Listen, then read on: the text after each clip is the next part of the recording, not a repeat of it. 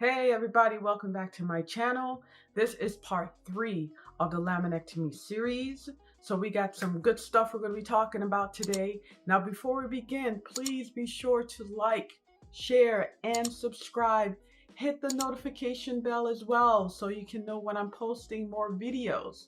Alright? And also, please pick up my book, 12 Case Studies. I'm sure you will not be disappointed.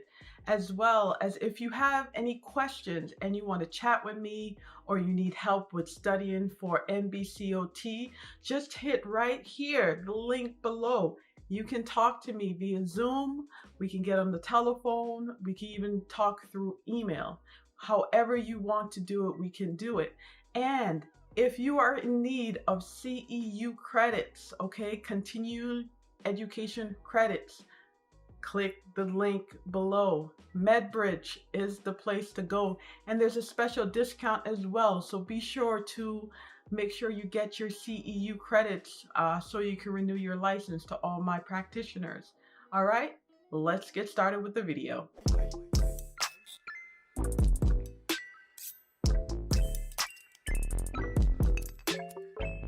So what I'm going to talk about is from an OT perspective.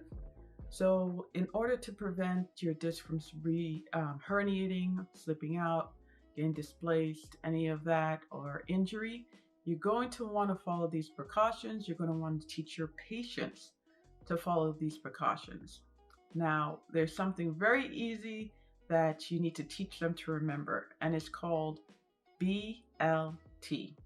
Not bacon, lettuce, and tomato, but no bending, no lifting, and no twisting. All right, this is very important for you to teach them because, again, you do not want injury to occur. You do not want the disc to slip or re-herniate, and you want to allow the spine time to heal and for the inflammation to go down. So there's going to be certain techniques that you're going to teach your patients. So what I'm going to show you is I would say one is an equipment and one is something a physician may recommend to a patient after a laminectomy surgery. Now keep in mind, laminectomy and spinal fusion are two separate surgeries, so the recovery time will be different. Also, when it comes to lifting, some physicians may be stricter than others. I usually try to tell my patients if it weighs as much as a milk carton, that is your max. So I would say up to 5 pounds. Some physicians may say no more than 8 pounds. So it really depends on your doctor. And these are some good questions to ask your doctor. So like I said before, there is one device that you can show your patient to use, and that is your reacher. Right here, your reacher. All right. This reacher is pretty amazing because it allows you to pick up items off the floor so you don't have to bend over to pick it up. I don't have here a long handle sponge, but that is also a nice option as well when you're taking your bath so you can wash your legs or your feet. But there's different techniques that I can show you as well when it comes to that. But for the most part, I would recommend having a reacher, a long handle sponge if your client is able to afford to get that. And it also depends too on the severity of the injury, age, and prior function. And that's all going to depend on how fast your patient will recover. A patient that had a laminectomy that's around my age, that's 33, is going to be different from a patient that is 75. The next one is this. This is called a TLSO, so Thoracic Lumbar Support Orthosis. And this was from Aspen. Aspen is the creator of this one. You can go ahead and open it, and it has this support here. Okay. Usually they come with a little pack here that you can put your hot packs, your hot pack, cold pack that goes right in here. So when you're wearing it, it's up against you, which I absolutely love. I don't know what I did with it. I think I lost it. Hopefully I find it because I was using it constantly. I actually had this brace before I had my surgery. I actually got this brace initially when I had my first herniated disc in 2019. So this definitely came in handy after the surgery. I didn't really use it too much because I guess I'm a rebel. And maybe that's why I'm in this predicament, because I recommend that you have your patients, if they have one of these, to wear it um, as often as possible until they feel comfortable knowing that they will not move in a certain way that can breach their precautions. I wore mine for like 2 days and then I was like, oh, I think I'm good. I will remember. And, you know, I hope I didn't move a certain way, which I don't think I did, but this definitely helps to keep you reminded on those precautions. And I will show you how to put it on as well. Okay guys, so now I'm going to just show you how to put this brace on. So you're going to want to bring the brace across your back and do your best to get it straight and make sure it's aligned. And I think I'm going to try to adjust mine too. There we go.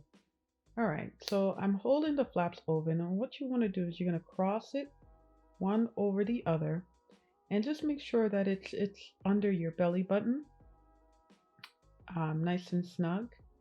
And it comes with 2 straps. You're going to pull those straps out just like what I'm doing, and you're going to go ahead and you're going to cross it over. Now you want to be sure to make sure that you're not pressing on, let's say, a G-tube. You know, you want to be careful if there's anything that is there by your stomach region when you're pulling. But this is really how it is going to look. So I hope this was helpful. Okay guys, so with this next demonstration, I'm going to show you how somebody should get in and out of the bed. Now we're going to use a technique called log. And as you're watching me, you see that I make sure that I come down onto my side. I'm not coming back. And then I roll onto my back. Okay, my knees are still bent. Once I get myself comfortable, I use a little bit of a bridge technique to slide myself over. I adjust my pillow so I'm comfortable before I relax my legs. All right, and this is going to make the world of difference to support and stabilize. So everything's good. I gave the thumbs up. So I'm going to go ahead and show you again how you should train, or if this is for you, how you should roll in bed. You're going to bring your knees back up again. You go ahead and you're going to roll onto your side. By keeping your knees bent, it really gives you support in order to roll. So I'm going to go ahead and relax just another time. One more time, I'm going to relax. And then I'm going to show you how you're going to get out of the bed. Same technique apply. You're going to use that little bridge there. You saw how I lifted. That's what we like to call bridge technique. I'm going to bring my legs over as well so I'm nice and close to the edge. And I'm going to move as a log. And this is where the log comes in, where you're moving as one unit. Your whole body moves at the same time.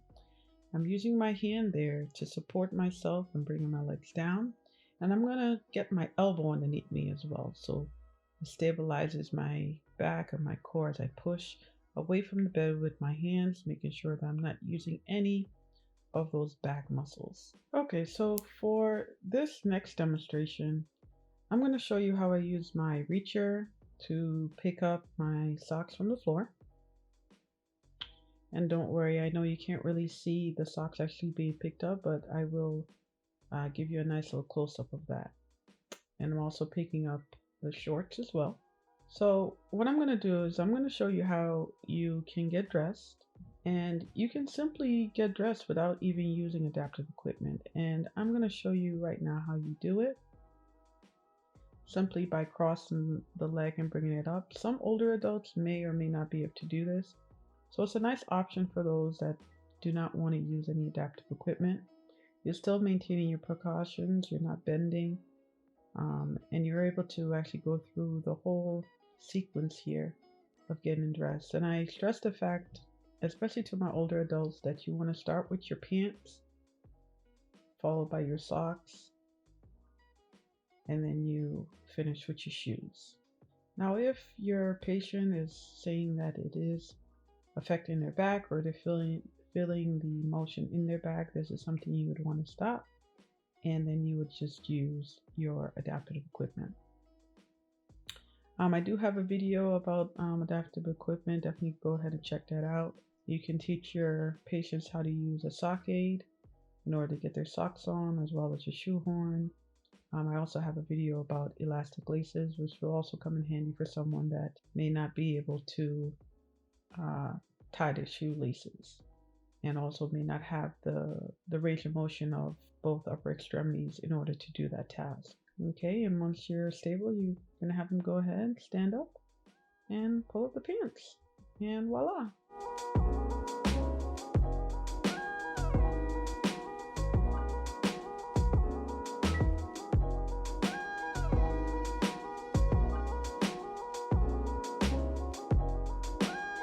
Okay, so finally I'm going to show you how I use the reacher to pick up my sock and pick up my shorts from the floor.